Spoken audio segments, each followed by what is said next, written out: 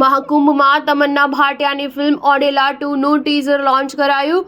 અશોક તેજા નિર્દેશિત અને સંપત નંદી લિખિત ફિલ્મ ઓડેલા 2નું ટીઝર મહાકુંભમાં લોન્ચ કરવામાં આવ્યું હતું। 2022માં આવેલી Odela railway station film crime thriller હતી। શનિવારે જેનું ટીઝર લોન્ચ કરવામાં આવ્યું તે ઓડેલા 2 ફિલ્મ સુપરનેચરલ થ્રિલર છે।